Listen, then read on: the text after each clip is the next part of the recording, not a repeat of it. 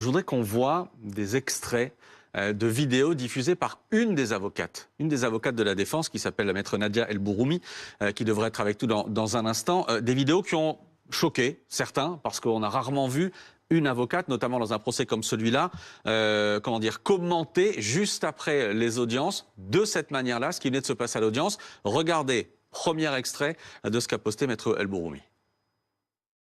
Alors je sors du procès Pellico. On a diffusé des photos de madame qui sont effectivement dans des positions qui posaient problème, puisque depuis quelques jours, elle nous expliquait que jamais elle avait participé à quoi que ce soit. Ça, c'est un premier extrait. Il y en a un deuxième, effectivement, où maître El Bouroumi, encore une fois, qui sera avec nous dans une seconde, se filme jusque dans le parking du tribunal, jusque dans sa voiture, encore une fois, pour commenter ce qui vient de se passer à l'audience. Donc elle s'est énervée. Moi aussi, je lui ai dit, écoutez, madame Pellico, nous, on a essayé de préserver, vous avez voulu. Mais surtout, ce qui était important, c'est la question de la soumission chimique. C'est-à-dire que cette dame, elle dit non, je ne me rappelle pas de tout ce qui se passe. Eh ben non, moi j'avais sollicité l'expert en lui disant, monsieur l'expert, est-ce que quand elle explique que finalement elle n'est pas bien, qu'elle est endormie, etc., pose un vrai problème sur la question de la soumission chimique et surtout sur le fait que les autres pouvaient imaginer que finalement elle n'était pas sous soumission chimique. Voilà. C'est un dossier qui demande vraiment à être présent dans le dossier pour s'emballer, parce que quand on posait des questions à elle et à lui, parce que lui c'est un menteur, je te dis même pas. Bonjour maître Nadia El Bouroumi. Bonjour. Merci beaucoup d'être en direct avec nous. J'espère que vous ne conduisez pas là, on est d'accord? Allez-y, je vous écoute. Est-ce que vous comprenez qu'on puisse être choqué par les vidéos que l'on vient de voir? Alors, je ne comprends pas ce qui vous choque, puisque moi, j'ai un compte Instagram depuis déjà 4-5 ans, où j'explique mes journées de travail, au-delà de ce qui peut paraître, puisque tout le monde ne connaît pas le système judiciaire. Mais alors, pour le coup, merci d'avoir diffusé ces vidéos-là, où justement, ça a été l'occasion pour moi d'expliquer les enjeux de ce procès sur la question de la soumission chimique. Et je me rends compte que ces vidéos ont été totalement déformées quant à leur contenu et quant à leurs conséquences sur ce que j'ai expliqué. Donc non, je ne comprends pas que ça choque. Il n'y a rien d'indécent pour vous à pousser ces cris-là après une audience, notamment quand au cœur de ce procès, il y a une femme qui potentiellement, on verra qui sera condamné à la fin, mais qui potentiellement a pu subir plusieurs centaines de viols? Mais quel est le rapport entre ce que je dis et que j'explique avec l'énergie qui est la mienne et l'indécence de Madame Pellico? Si vous aviez pris le temps de regarder l'intégralité de la vidéo, j'expliquais qu'aujourd'hui, cette dame, et dans le cadre de mes questions, je lui dis, Madame Pellico, vous êtes victime, vous avez tout mon soutien et tous les avocats de la défense, pareil. Ma stratégie n'est pas celle de dire que Madame Pellico n'est pas une victime. Par contre, je suis avocat de la défense, je lui pose des questions et je comprends dans le cadre de mon intervention que finalement, lorsqu'elle est sous soumission chimique, eh ben, contrairement à ce que nous avait dit l'expert, ce n'est pas un poids mort. Ce n'est pas un poids mort. Voilà, c'était simplement, techniquement, discuter de la soumission chimique et des conséquences que ça peut avoir. Mais il faut avoir envie d'écouter ce que je dis, il faut avoir envie effectivement d'entendre que je suis avocat de la défense, et il faut avoir envie aussi de ne pas faire des raccourcis. Et ça, c'est très compliqué. Et d'où l'utilisation pour moi de mes réseaux pour expliquer aux gens, au-delà de ce qui peut paraître dans les médias nationaux. Mais il n'y a pas de limite dans la manière dont vous pensez défendre vos clients. Il n'y a pas de limite dans la manière dont vous pouvez vous exprimer derrière. Mais vous connaissez ma limite. Est-ce que vous la connaissez, ma limite? Pourquoi dire que mes clients considèrent... Je vous dis que mes clients considèrent qu'ils sont innocents. Je suis dans le cadre d'un dossier. Il y a des actes de procédure. Il y a des scellés, il y a des éléments. Vous ne rapportez que ce qui vous est dit et rapporté.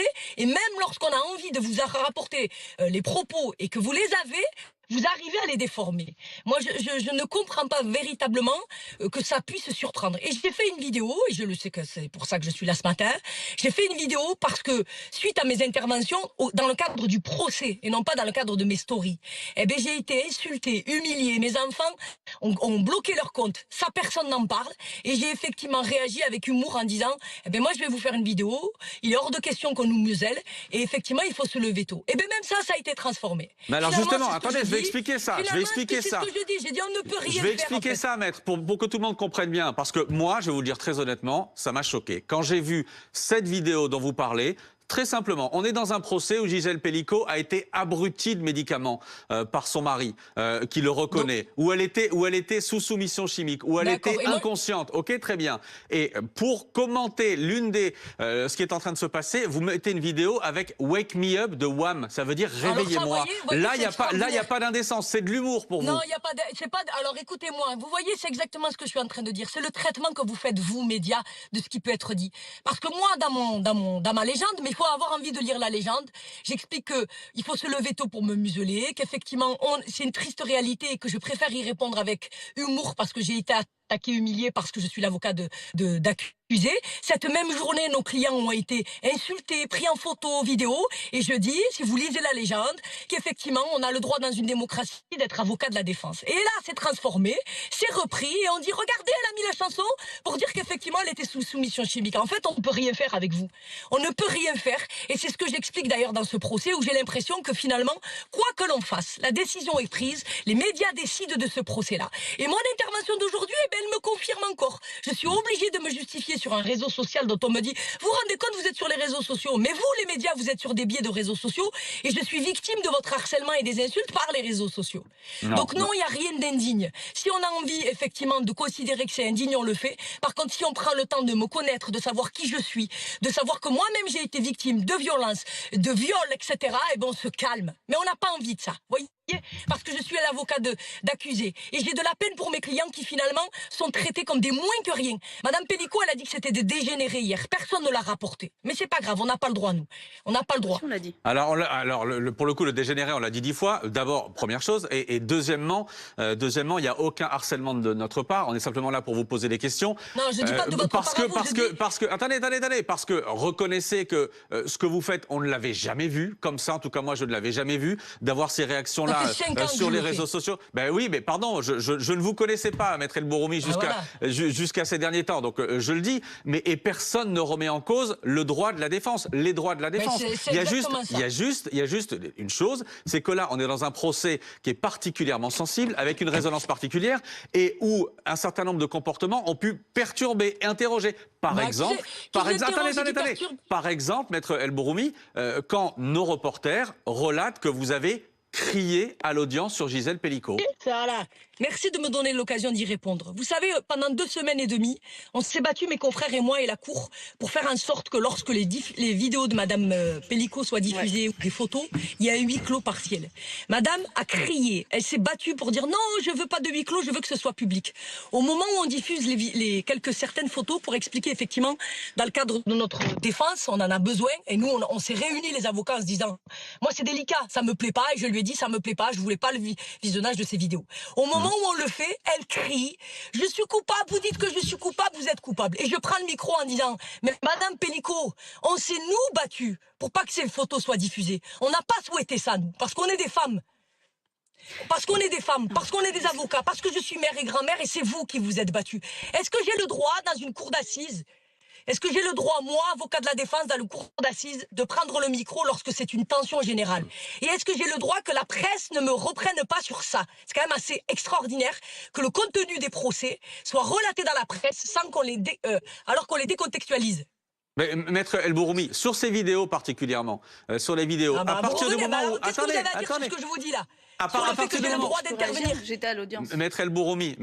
Alors attendez, je laisse la parole à Alexandra Gonzalez qui est avec moi parce que Alexandra était à l'audience à ce moment-là.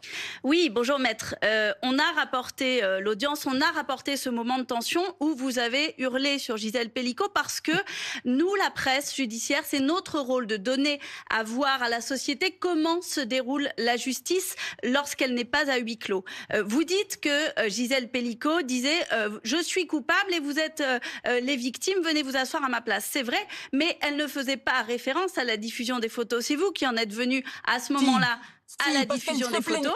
Pardon, elle parlait du comportement des questions qui pouvaient lui être posées depuis un moment, depuis le début de l'audience, en disant il faut un degré de patience pour endurer tout ce que j'endure depuis le début. Et c'est vous C'est vous, Non, j'étais dans cette salle d'audience parce Alors, que c'est j'étais votre aussi façon dans ce de parler procès. peut-être. Parce Bah, que c'est attendez, votre j'étais façon à de ce parler. C'est procès, vous qui avez excusez-moi, hurlé j'étais à ce- sur Gisèle Pelicot dans cette Bon, salle ben alors, d'audience, vous considérez hurlé que- sur Maître Babonneau qui était l'avocat Bon, de la ben, partie voyez, civile moi, il y a les et médias- accepter que les nous, médias sont préjudiciaires, partie on civile, en rende voyez. compte parce que ce n'est pas habituel pour nous de voir une Madame, victime, Madame, est-ce que je peux répondre une partie civile se faire hurler dessus par des avocats de la défense. Allez-y, maître. Alors, voilà, vous voyez, c'est exactement ce qu'on dit. C'est-à-dire qu'on a un avocat général, ils étaient deux, on a quelques parties civiles et on a les médias qui sont également parties civiles. Le contenu du procès, en discuter comme on en discute là, c'est pas possible. Ouais, c'est pas possible. C'est-à-dire que, contrairement à ce que vous dit votre journaliste, elle se plaignait parce qu'elle disait vous avez fait diffuser ces vidéos et ces photos. Et oui, les questions de mon confrère, parce qu'on est à la cour d'assises et j'ai des confrères qui ont posé un certain nombre de questions et moi-même j'ai posé des questions. Et elle s'est mise à hurler en disant vous voulez me faire passer pour une coupable, vous dites que je suis coupable. Et oui, j'ai pris le micro et j'ai demandé effectivement à ce que les choses soient remises en place parce que nous on a souhaité la préserver. Alors vous considérez que je lui ai hurlé dessus, vous l'apprécierez ou pas, peu importe, c'est pas à vous et c'est ce que j'ai dit à l'avocat de la défense à l'avocat de la partie civile qui m'a coupé, c'est pas à eux de venir décider du niveau sonore de mon intervention. Par contre, c'est étonnant que vous n'utilisez que la forme. Il est où le fond dans ce que vous dites? C'est important. Alors le on est fond, dans nous un avons procès relevé d'assises. également, Il y a nous des avons échos relevé, bourrés, vous retenez Mais nous avons pourquoi relevé il les écrit questions dessus, sur le fond, nous les avons relevées, nous les avons commentées, nous Bah avons non, la preuve commenté étant, c'est par qu'on est en exemple train de parler que la de forme, question là. de votre confrère qui demande à Madame Pellicot, n'auriez-vous pas des tendances exhibitionnistes que vous n'assumez pas? Il lui pose cette question. Nous avons relevé également la question de votre consoeur, enfin qui n'était pas d'ailleurs une question, la remarque de votre consoeur, qui était l'une des avocates à l'origine de la diffusion des photos, disant « Je ne me place pas sur le terrain de la moralité, mais je vous demande, je souligne, Madame Pellicot, que toutes les femmes n'auraient pas accepté ce genre de photos de la part de leur mari. » Donc voilà ce que l'on a relevé. Mais moi, je vous réponds, mais moi, je vous réponds que si vous considérez que mes interventions ne sont pas adaptées, ça vous appartient. Il y a un président qui est, lui, qui fait la police de l'audience et qui considère si effectivement mes interventions ne sont pas adaptées, le font. D'ailleurs, quand je suis intervenu, un confrère, ancien bâtonnier, est intervenu aussi en disant ça suffit de systématiquement nous couper quand on est avocat de la défense. Et j'ai été amené à hausser le ton parce que vous nous coupiez encore une fois. Mais après, moi, je ne suis pas sur l'antenne pour venir discuter du contenu de mes interventions. Je suis avocat de la défense. C'est hors de propos de venir sortir quelques phrases. En tout cas, je fais mon métier et j'essaie de le faire du mieux possible et je suis en grande difficulté parce que je vous le dis et je vous le répète, à cause du relais que vous faites de ce procès et que vous faites de façon partielle. Et vous venez de me le démontrer, madame, parce que vous dites, regardez, c'est pas normal, elle lui crie dessus. Mais qu'est-ce que c'est ça? Ça sort, c'est pas un procès là. J'ai pas dit que c'était pas normal. J'ai pas dit que c'était pas normal. J'ai juste dit qu'on en faisait le constat. Et c'est pas le premier jour, ça fait 2 semaines et demie que mes enfants et que je suis insultée de tous les noms. Je suis insultée de pute, de trans, de tout. Et ça, vous ne le dites pas.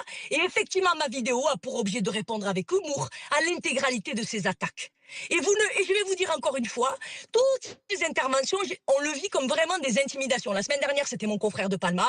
Aujourd'hui, c'est moi. Mais comme je le dis clairement dans la vidéo, personne ne nous muselera. J'espère qu'effectivement, ce procès, il va pas y avoir un délibéré qui va être rendu à cause du traitement médiatique. Et c'est ça où je suis triste, parce que j'ai peur de ça. Maître El Bourhoumi, premièrement, évidemment, personne ne remet en cause les droits de la défense ici, surtout pas. Première chose. Si, quand on vient remettre en attendez, question laissez-moi des phrases. parler. Laissez-moi parler, premièrement. Deuxièmement, quand il y a des menaces contre vous, contre vos clients, évidemment, on en fait état et c'est évidemment... Mais quelqu'un m'a demandé, évidemment inadmissible. Dans mes stories, j'ai publié, dans mes stories, ça fait 2 semaines que je publie que mes enfants pleurent. J'ai une fille qui travaille moi au cabinet, j'ai de la famille qui travaille au cabinet, qui me disent, maman, s'il te plaît, fais attention. Je suis grand-mère, on me dit attention et tout ça. Je le dis dans mes stories. Vous ne le dites pas. Personne n'est venu en disant, Maître El Bourhoumi, elle est victime d'attaques, etc. On ne prend que la fin, à savoir cette vidéo où je réponds avec humour à l'intégralité de ces attaques.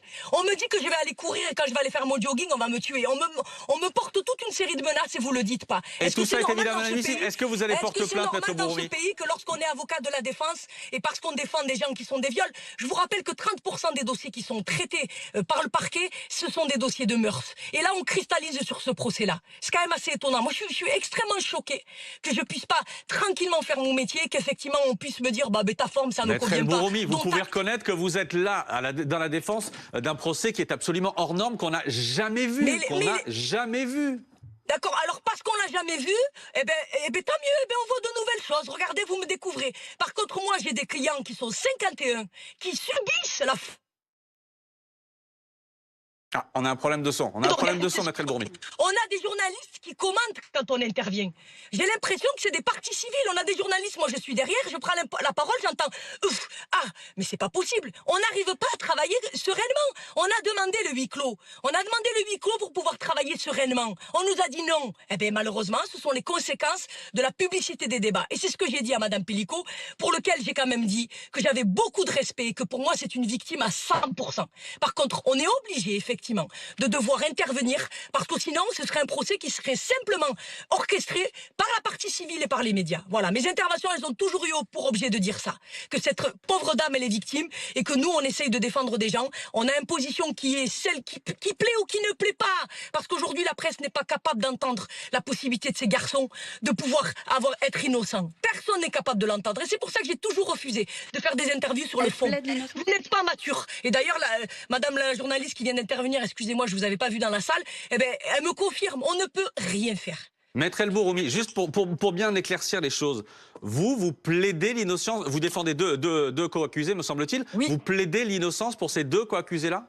Bah bien sûr, c'est pour ça que je suis sur le feu. Parce que moi, je plaide l'acquittement, qu'en plaidant l'acquittement, je suis obligée au fil des semaines d'amener un certain nombre d'arguments et d'informations à la cour qui va être amenée à juger ces hommes-là. Et à chaque fois que j'ai le malheur d'intervenir, et notamment sur la question de la confiance que Madame Pellicot pouvait avoir à l'égard de ce monsieur sur leurs pratiques sexuelles, eh bien on est attaqué. On n'a pas le droit. Eh bien je plaide pour des gens qui plaident l'acquittement. Si je plaidais pour des hommes qui disaient, ben oui, je reconnais, pardon, vous n'auriez jamais entendu parler de moi. Mais là, malheureusement, quand on essaye d'élever la voix pour ces hommes-là, eh ben on est fustigé. On a quand même dû renforcer les forces de l'ordre au procès parce que les journalistes courent après les gens. Les journalistes courent après les gens. Il y a un public qui vient filmer, qui vient insulter, qui vient huer. Il ne manque plus qu'on leur donne des pierres et on serait véritablement lapidés. Ce n'est pas normal. Et c'est ça que vous devez souligner au lieu de souligner une vidéo pour laquelle, avec humour, j'essaie de dire à mes détracteurs qui me terrorisent, parce que je ne suis qu'une femme, qui me terrorise en me disant que si je continue d'assurer la défense de ces hommes, eh bien effectivement, je ne suis moins que rien, je suis une honte. On ne me connaît pas et on ne connaît pas mon histoire. Ça tombe bien, Maître El Bourmi, ce que vous dites tombe très bien parce que précisément quand il y a eu les huées, c'est une des questions qu'on a posées en plateau, c'est est-ce que ce procès se tenait sereinement, et évidemment qu'il a été dit en plateau que c'était inacceptable. Moi j'ai encore une question, Attendez, laissez-moi poser la question. Puisque vous dites que vos clients sont innocents, puisqu'il y a des vidéos, pourquoi refuser de voir ces vidéos qui, selon vous, prouveraient, selon toute vraisemblance, que je leur voulais que ce innocence? soit à huis clos. Ah non, je demande le visionnage des vidéos. De toute façon, je vais vous dire une chose. C'était sûr que le visionnage des vidéos allait intervenir et ce procès ne tient que sur les vidéos. Parce que je vous rappelle, monsieur, que si vous n'aviez pas de vidéos, eh bien, il y a des hommes qui ont été placés en garde à vue et comme les vidéos étaient absentes, ils ont été mis hors de cause. Donc le seul élément objectif, c'est effectivement ces vidéos. Nous, on refuse pas, je ne refuse pas le visionnage de vidéos. De toute façon, je ne peux pas le refuser puisque moi, je ne suis qu'avocat de la défense et que moi, j'explique que ces vidéos sont la fin d'un processus et non pas le début. Voilà. Moi, je dis que ces vidéos, elles existent, elles sont là. Si elles n'existaient pas, mes clients ne seraient pas renvoyés devant la cour d'assises, mais que j'essaie d'expliquer qu'il y a eu un scénario qui s'est mis en scène et que ces vidéos, certes, sont là, c'est une réalité, mais qu'elles sont la fin d'un processus et je l'expliquerai durant les 4 mois qui vont s'écouler. Merci, Maître El Bourmi, d'avoir été notre invité ce matin. Merci beaucoup. Merci, on voulait vous donner la parole, évidemment, après tout ce qui se dit autour de vos vidéos, notamment merci d'avoir été là.